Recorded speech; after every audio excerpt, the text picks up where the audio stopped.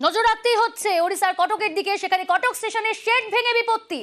কটক স্টেশনে 1 নম্বর প্ল্যাটফর্মে দুর্ঘটনা। নির্মাণ কাজ চলার সময় হুড়মুড়িয়ে ভেঙে পড়ে শেড। ধ্বংসস্তূপের মধ্যে কয়েকজনের আটকে থাকার সম্ভাবনা। কটক স্টেশনে শেড ভেঙে বিপত্তি। কটক স্টেশনে 1 নম্বর প্ল্যাটফর্মে দুর্ঘটনা। নির্মাণ কাজ চলার সময় হুড়মুড়িয়ে ভেঙে पड़े शेड। नवेश महंती रही प्रतिनिधि। नवेश जी, ये घटना कब हुई, कैसे हुई? ये घटना लगभग 3:45 पर यह घटना घटित हुई थी।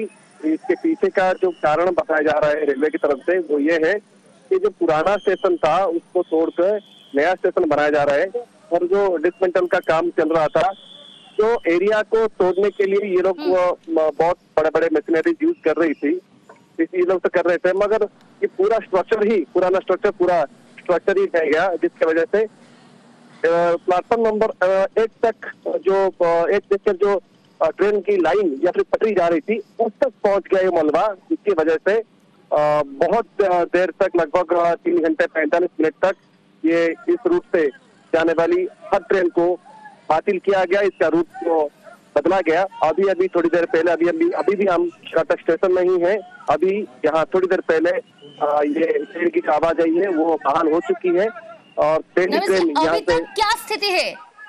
देखिए, अभी तो रिस्टोरेशन का काम चल रहा है। फिलहाल किसी की भी जान नहीं गई है, कोई भी जानो माल की नुकसान अभी नहीं हुआ है, मगर इसके लिए जिम्मेदारी किसी को ना किसी को ही देना पड़ेगा, क्योंकि किस तरह से वो स्ट्रक्चर को तोड़ा जा रहा था और कैसे वो बिखर गया, पूरा का पूरा स्ट्रक्चर टूट गया। इसके कारण ये लोग बता रहे हैं कि बारिश लगातार बहुत दिनों से हो रही थी और जगह भी वहाँ कम थी, इस वजह से ज्यादा एरिया रह गया था। फिलहाल अभी लगभग 3.5 घंटे तक 3 घंटे 35 मिनट लगभग हो गया। उस वक्त किसी को भी वहाँ आने नहीं दिया गया था और अभी फिलहाल ट्रेन यहाँ से आवाजाही शुरू हो गई है, मगर इसका इंक्वायरी अभी रेलवे करने वाली है। जी, नजर बनाए रखे। जी, शुक्रिया। यहाँ हमारे जो कटक के रेलवे स्टेशन का जो काम चल रहा था, वहाँ पे पुराना जो रेलवे स्टेशन एरिया था, वहाँ जो एक पुराना दीवार था वो किसी कारणवश अभी गिरने की वजह से जो पुराना प्लेटफॉर्म का कवर वाला स्ट्रक्चर था वो नीचे गिर गया था। उसको इमीडिएटली हमारे आरपीएफ, जीआरपी, हमारा police team, fire team immediately rescue के लिए आ गया था। हमारा मेडिकल टीम भी स्टैंड बाय पे था। जितना अभी तक पता चला है कुछ जीवित हानि नहीं हुआ है। अभी रिस्टोरेशन काम चल रहा है, रेलवेज की अथॉरिटी उसको इंतजाम कर रहे हैं। দুর্গাপুজোর অনুদানে রইল না বাধা। ক্লাবগুলিকে পুজো অনুদান দেওয়া নিয়ে রাজ্যের সিদ্ধান্তে হস্তক্ষেপ করল না আদালত।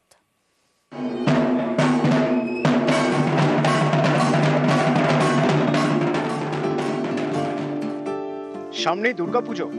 এবছর ক্লাবগুলিকে 1,10,000 টাকা করে অনুদান দিচ্ছে রাজ্য সরকার। এর বিরোধিতায় একাধিক মামলা হয় কলকাতা হাইকোর্টে।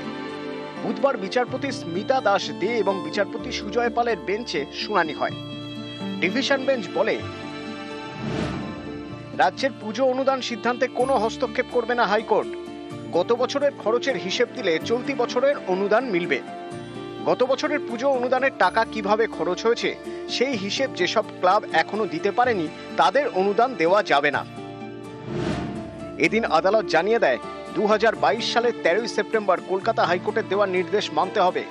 নির্দিষ্ট সময়ে আগের বছরের টাকা খরচের ইউটিলাইজেশন সার্টিফিকেট জমা দিলে তবেই তাদের অনুদান মঞ্জুর করতে হবে।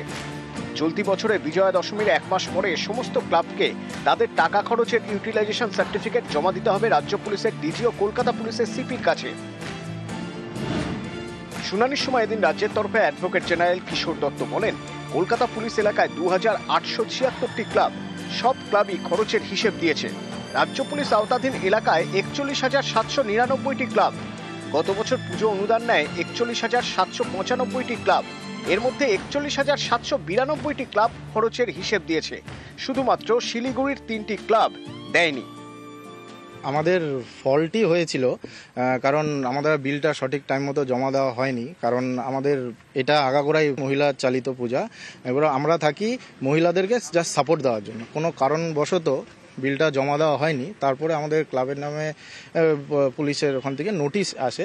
সেই নোটিশটা পেয়ে আমরা তড়িঘড়ি আমরা বিলটা সাবমিট করা হয়। অনুদানটা যদি বন্ধ হয়ে যায় তাহলে আমাদের পূজা মোটামুটি বন্ধ করতে বাধ্য। বিরোধীরা বরাবরই ক্লাবগুলিকে এভাবে পুজো অনুদান দেওয়ার বিপক্ষে।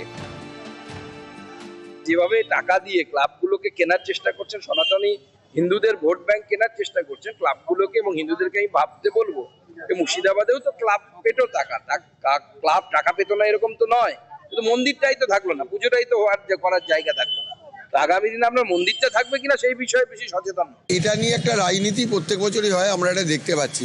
আজকের বাংলার পুজো এটা একটা বড় অর্থনীতির জায়গায় এসে দাঁড়িয়েছে। প্রত্যেক বছরই হাইকোর্টে যাওয়া হয় এবং প্রত্যেক বছরই আপনার মহামান্য হাইকোর্ট একই জাজমেন্ট প্রায় দেন। এটা যে ক্লাব পায় এই টাকাটাই কিন্তু আবার দেবেন বাজারে যায়, ফলে বাংলার জিডিপিরও একটা 4 থেকে 5% হচ্ছে বাংলার এই দুর্গাপুজো। অর্ণব হাজরা, নিউজ 18 বাংলা। যারা ভাবছেন পুজোর ছুটিতে পাহাড় ঘুরবেন কিংবা পুজোর আগে, তাদের জন্য সুখবর। দার্জিলিং পাহাড়ের পাকদণ্ডি পেরিয়ে ছুটে চলে টয় ট্রেন। দার্জিলিংয়ে চালু হবে নতুন 3টি জয় রাইড, ঘোরা যাবে চা বাগান। পুজোর আগেই চালু হচ্ছে এই নয়া পরিষেবা।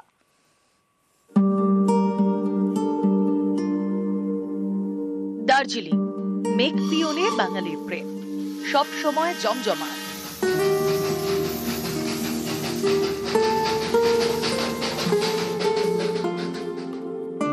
দুর্গাপুজোয় আরো ভিড়। এবছর পুজোর আগে 3টি নতুন জয় রাইড চালু করতে চলেছে দার্জিলিং হিমালয়ান রেলওয়ে।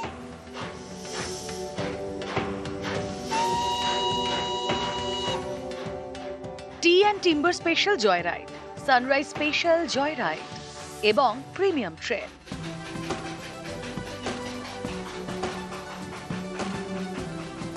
त्योहारों के सीजन में दुर्गा पूजा दीपावली वाली सीजन के लिए DHR 3 नई जॉय राइड्स वीकेंड्स पे पैसेंजर्स और लोकल्स के लिए और टूरिस्ट के लिए लेके आ रहे हैं। দার্জিলিং কুইন অফ হিলস, মেঘেদের খেলা।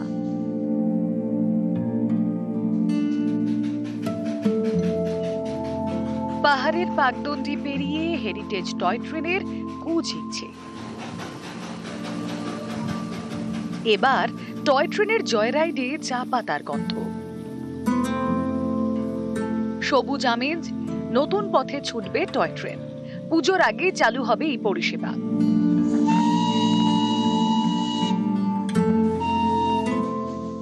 টি and timber special joy ride, Siliguri junction থেকে শুকনা হয়ে রংটং, যাওয়া আসা মিলিয়ে 4 ঘন্টা। এই পথেই ঘোরা যাবে চা বাগান, চা ফ্যাক্টরি, দাঁড়াবে ট্রেন। এই জয় রাইড শুক্রবার, শনিবার এবং রবিবার দুপুর 12টা থেকে শুরু হবে।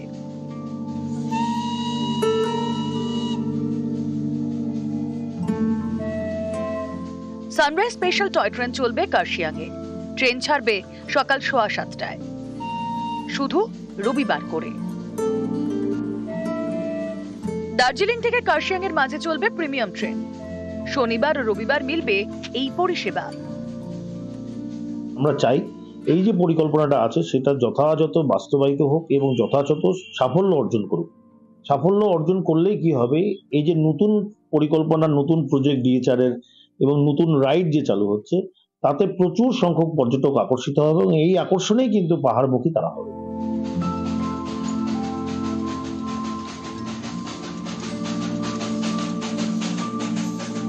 প্রণব ছেত্রীর সঙ্গে পার্থ প্রতিম সরকার, নিউজ 18 বাংলা।